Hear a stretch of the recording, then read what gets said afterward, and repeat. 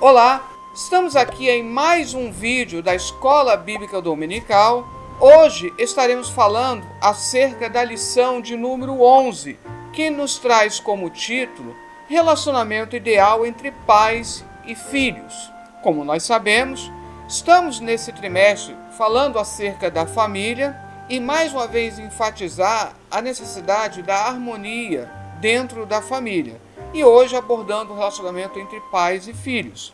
Texto áureo: honra a teu pai e a tua mãe, que é o primeiro mandamento com promessa. Efésios 6:2. Aqui em Efésios está fazendo um comentário acerca do mandamento que nós temos lá em Êxodo, que é repetido também em Deuteronômio, e acrescenta essa observação de que é um mandamento com promessa. E outra coisa a ser observada é que honrar é muito mais do que, entre aspas, meramente obedecer.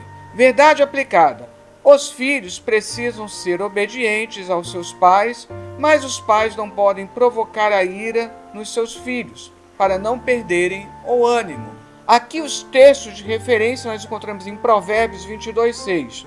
Instrui o menino no caminho em que deve andar, e até quando envelhecer, não se desviará dele. Isso é até comprovado quando se estuda pedagogia, como o fato de você ensinar desde a tenra idade facilita a fixação desse aprendizado. Quanto mais nós vamos avançando na idade, nossa mente vai ficando mais cansada e de uma certa forma fica mais difícil aprender certas lições. Por isso o ideal é ensinar desde a tenra idade. Logicamente, aqueles que não tiveram oportunidade de aprender acerca do Evangelho novos, Deus lhes dá uma nova oportunidade. Mas dentro das famílias cristãs, não se pode negligenciar esse momento tão propício que é o ensinamento dentro da infância. Efésios 6. Vós, filhos, sejam obedientes a vossos pais no Senhor, porque isso é justo. Honra teu pai e tua mãe, que é o primeiro mandamento com promessa, para que te vá bem e vivas muito tempo sobre a terra. E vós, pais, não provoqueis a ira vossos filhos, mas criai-os na doutrina e admoestação do Senhor. Aqui em Efésios nós temos aquilo que nós chamamos acerca dos preceitos familiares. Temos lá em Colossenses, temos aqui de maneira bem expandida em Efésios, vamos ver novamente lá na primeira carta de Pedro. E é por isso que a lição estará organizando aqui, mostrando que não adianta haver somente deveres da parte, seja dos pais ou dos filhos, mas que precisa haver mutualidade, diálogo e questões em comum. Então aqui no primeiro tópico, começa com as atribuições dos pais. Atribuições são responsabilidades, prerrogativas, poderes, direitos e deveres que estão ligados a um cargo ou a certas autoridades no exercício de suas funções. Aos pais competem alguns deveres que não podem ser repassados para terceiros, para a escola, para a igreja, para a creche ou ainda para a sociedade. Eu tenho minha atuação enquanto professor secular e eu percebo como pais passam todas as responsabilidades para a escola. E nós costumamos dizer, a escola, ela ensina, mas a educação precisa vir do lar. A mesma coisa é com relação à igreja. A igreja está para pregar o Evangelho, solidificar um aprendizado que deve começar com os pais. Não podemos terceirizar, passar para outros responsabilidades que são nossas. 1.1. Relacionamento com responsabilidade. Os pais devem criar, educar, alimentar, proteger, ser os mentores espirituais e provedores materiais para os seus filhos. É interessante como a palavra criar, ela está associada a educar. Você está fazendo com que o seu filho ele surja dentro do reino de Deus com responsabilidades e para a sociedade. Os pais precisam entender que não existem fórmulas mágicas e que não existe perfeição quando se trata de criar e educar os filhos. Vamos chamar a atenção de que lá em Deuteronômio, no capítulo 6, fala que deve ensinar andando, estando sentado, estando no caminho, ou seja, todos os momentos devem ser propícios para essa educação. E lá em Provérbios, como se tornou já característico, ensina o menino no caminho. Isso significa que você está junto com ele. Não é ensinar e você não dar o exemplo. 1.2. Relacionamento com diálogo. Já tivemos a oportunidade de falar acerca disso. Hoje, as mídias sociais, elas estão afastando as pessoas. Tempo demais nos celulares e pouco tempo para o diálogo. Então, pais precisam manter diálogos saudáveis com seus filhos. Use a comunicação de forma correta. O diálogo é a forma mais fácil e eficiente de resolver os problemas, esclarecer dúvidas e dar ensinamentos. Sempre precisa haver um meio termo. Não adianta dizer, eu não preciso conversar com meu filho porque ele tem que acatar as minhas ordens, ponto final. E o outro extremo é a permissibilidade, permitir que o filho faça absolutamente tudo. Precisa haver um meio termo, precisa haver um diálogo, porque a partir do momento em que seu filho entende o porquê da necessidade de certas coisas, fica muito mais fácil. É lógico que para isso o próprio pai tem que entender o porquê. Não basta apenas retransmitir ordens. Eu sempre costumo dizer, todos os preceitos que existem na Bíblia, existe um porquê, existe uma razão de ser. 1.3. Relacionamentos sem maus tratos. A lei da palmada não tira dos pais a correção e a disciplina, mas evita e protege os filhos contra os maus tratos dos pais, espancamentos e violência doméstica. É necessário entender isso. Educar, você corrigir, disciplinar, não significa que você é obrigado a usar de maus tratos. Então, temos que entender isso. É muito mais eficaz o ensinamento, a autoridade. Nós temos exemplos de pais que só com o olhar já transmitem autoridade para os filhos. Quando há necessidade de espancamento, é porque essa autoridade ela não está segura. Então é necessário da parte dos pais que eles tenham uma autoridade segura e assim não necessitem chegar a esse extremo triste que é acerca dos maus tratos. Fazendo então um balanço desse primeiro tópico, eu ensinei que aos pais competem alguns deveres que não podem ser repassados para terceiros, para a escola, para a igreja ou a sociedade. Agora no tópico 2, funções dos filhos. Falamos no primeiro tópico acerca das atribuições, dos deveres, do que é necessário da parte do pai. Agora aqui no tópico 2, as funções dos filhos. A função mostra exatamente o que será executado no âmbito da família pelos filhos. Biblicamente, os primogênitos sempre tiveram seus encargos e responsabilidades de cuidar dos restantes dos irmãos. O filho mais velho deveria tomar o papel do pai na sua falta e seria o exemplo para os filhos mais novos e todos deveriam ser obedientes a ele, pois ele representava a figura do pai. Agora, entende-se aqui um filho mais velho que obviamente já tem idade suficiente para entender a sua função na ajuda com os irmãos. Agora, eu não posso pegar como casos que eu já vi para buscar lá na escola um irmão que às vezes é até menor, tem menos idade. Então, mais uma vez, a questão de não delegar a outros responsabilidades que são nossas. Os filhos mais velhos, os irmãos mais velhos, ajudam sim, mas dentro de casa. Você não pode colocar a responsabilidade de vou buscar o meu irmão mais novo na escola e às vezes a diferença de idade é pouca. 2.1. Os deveres dos filhos em relação aos pais. Os filhos têm obrigações a serem cumpridas, papéis a serem desempenhados que são intransferíveis. São deveres sociais, financeiros, de amparo e cuidados especiais, de presença e gratidão eterna por aqueles que o geraram. O papel dos filhos é submeter-se à vontade dos pais no Senhor. Vamos explicar aqui que da parte dos pais não pode haver uma, entre aspas, tirania. E aqui a submissão pressupõe, eu sempre gosto de repetir isso, a submissão se propõe a ser, estar debaixo de uma missão, compreender a missão. Não é subserviência, não é aquela história de cala a boca porque só eu falo aqui.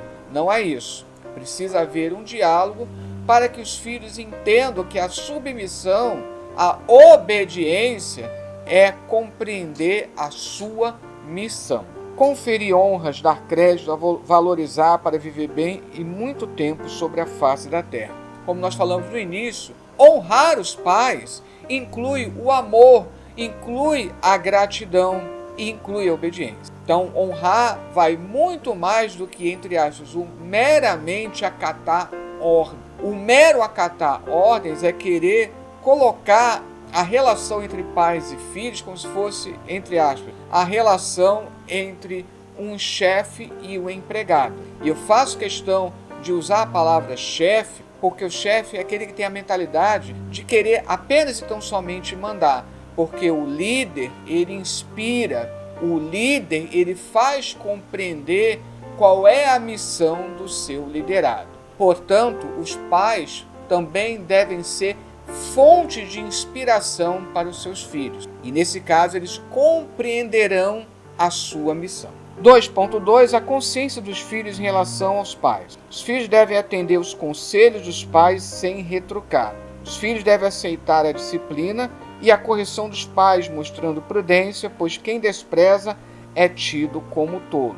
Eu já encontrei casos, enquanto eu estava na escola, de filhos que tinham, por exemplo, pais que eram alcoólatras ou pais que eram espancadores. Nesse caso, você precisa orar por seus pais, precisa interceder por seus pais, e mesmo que ele te dê um conselho que não está de acordo com a palavra, quantos pais não crentes já deram conselhos aos seus filhos que estão indo para a igreja para não ir mais à igreja? Mas mesmo nesses casos, a discordância, sendo o caso, como é esse aqui que eu dei o exemplo, deve ser feito com respeito, nunca com empáfia, nunca desrespeitando os pais. Mesmo quando os pais, por algum procedimento, não merecem o respeito, os filhos precisam mostrar o seu respeito. Não deve se tornar uma subserviência, mas ele pode, com educação e respeito, mostrar aos pais quando há alguma coisa indevida. Os filhos devem aceitar os ensinos dos pais, pois os seus ensinos são para um futuro próspero. E aqui nós estamos falando dos pais ideais, daqueles que compreendem a vontade do Senhor. Você pode estar se pensando, aqui essa lição está falando apenas para famílias cristãs, mas essa lição também é para jovens. Quantos jovens que ainda não têm seus pais cristãos? E eu vou colocar aqui outro adendo. Quantas famílias cristãs em que os pais, às vezes até obreiros, não estão adequadamente servindo de espelho para os seus filhos? Eu já ouvi relato de até obreiros espancando suas esposas. Por isso que continua válida a questão que eu coloquei aqui. Os filhos, nesses casos, podem discordar dos seus pais, mas com educação, com paciência, orando no Senhor e também nunca deixando de respeitar os pais. Respeitar, mais uma vez eu digo, não significa uma simples subserviência. 2.3. A gratidão dos filhos em relação aos pais. O que nós estamos observando aqui? Existem filhos que são ingratos a seus pais. Às vezes reclamam de tudo e não conseguem perceber que sempre há alguma coisa para agradecer. Primeiramente, porque foram seus pais que lhe trouxeram a vida. Agradecer porque tem alimento, porque tem um teto para morar. Gratidão é uma virtude é uma essência do bem. Essência é um conjunto de qualidades que define quem é uma pessoa.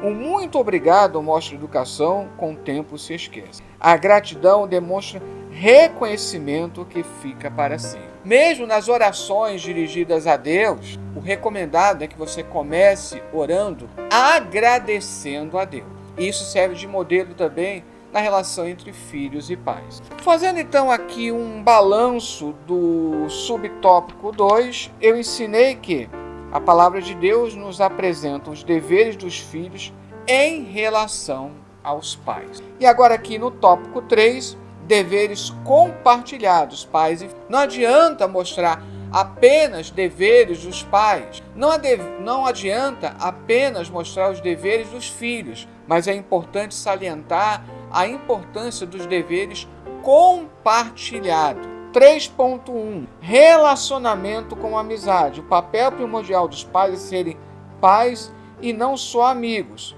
Ser pai é bem diferente de ser amigo, mas não tem coisa mais saudável do que amizade e intimidade entre pais e filhos, ao ponto de se abraçar, beijar, brincar e não guardar segredos, tirar dúvidas uns com os outros, pedir conselhos, passar experiência. É lógico que da parte dos filhos eles não podem, entre aspas, confundir o pai com muitas amizades que eles têm aí fora. Por outro lado, é triste quando você tem aquele relacionamento frio entre pais e filhos. Então, um pai, ele deve ser também o primeiro amigo do filho, aquele amigo mais chegado, aquele amigo que vai ser o melhor amigo. 3.2 Relacionamento com compreensão. Conflitos entre pais e filhos vão acontecer, mas ambos não devem deixar se tornar uma coisa normal nem rotineira. Vamos entender, eu já falei isso em outras ocasiões, que existe o chamado choque geracional. Ainda mais hoje que nós estamos vivendo mudanças muito rápidas. Nossos filhos têm costumes, têm hábitos diferentes dos nossos pais, Nós, por sua vez, temos costumes, uma cultura diferente dos nossos pais. Ou seja, na época de nossos avós era uma cultura, na nossa época, quando eram mais jovens, outra, e a cultura hoje é outra. Então sempre vai haver choques geracionais. Isso cria em algum momento um conflito. Nossos filhos, da mesma maneira que nossos filhos entraram em algum momento em algum conflito conosco, nós entramos em algum momento em conflito com nossos pais em algum momento entraram em conflito com nossos avós. Agora, isso não pode se tornar uma rotina, para não haver aquela pecha de rebeldia. Mas para isso, voltamos ao tópico 3.1, em que fala da necessidade de haver diálogo, de haver amizade. São gerações e culturas distintas, são formações acadêmicas desiguais. Às vezes os pais nem tiveram uma formação, uma educação formal. São personalidades diferentes, já tivemos ocasião de falar acerca disso. Nem mesmo os gêmeos são idênticos. Então, da parte dos pais, precisa entender que os filhos, eles são seres únicos. É muito comum pais que não tiveram certas oportunidades, tiveram certas frustrações, jogar isso no filho. Eu sempre quis ser médico, então vou fazer de tudo para que o meu filho seja médico. Não faça isso. O seu filho, ele vai ter um caminho próprio, desde que seja no Senhor, desde que seja debaixo da orientação divina, mas ele vai ter seu caminho próprio. Estava lendo outro dia o exemplo de Lutero. Ele entrou em conflito com seu pai, porque o seu pai queria que ele fosse um advogado, estudasse o direito. Ele se tornou um monge, depois teólogo. E depois Lutero, ele se viu na situação invertida. Ele queria muito que seu filho mais velho se tornasse um teólogo, e o seu filho se tornou um advogado. E, entretanto, esse filho de Lutero se tornou um dos advogados mais respeitados da época, a ponto de ter sido indicado para a corte. Então, essa é uma pequena história que mostra como os nossos filhos têm seus caminhos próprios. E os pais, obviamente, precisam compreender adequadamente isso. 3.3 Relacionamento com perdão. Sempre nos relacionamentos, sejam eles em família ou fora dela, há divergências e desapontamentos que podem ferir um dos lados ou ambos os lados, e haverá necessidade do perdão, pois não tem como estar juntos e ter um relacionamento mais íntimo, harmonioso e saudável dentro de casa, se não houver perdão e reconciliação entre os membros da família. Não podemos deixar que a falta de perdão gere raiz de amargura, ódio, mágoa no lar. Isso pode acontecer tanto do pai para o filho ou do filho para o pai. Às vezes, sem querer, os pais criam situações que legam traumas para as crianças. E às vezes, nesse choque geracional, às vezes os filhos acabam também ferindo, magoando os pais. Nós somos pecadores redimidos e sempre estamos necessitando de perdão. Então é necessário que esse perdão seja exercido continuamente, esporadicamente, de maneira que possa haver harmonia no lar. Mais uma vez nós dizemos aqui, não existe família perfeita, mas nós podemos ter sim famílias abençoadas dentro da orientação do Senhor. Que Deus abençoe a cada família reunida em nome de Jesus.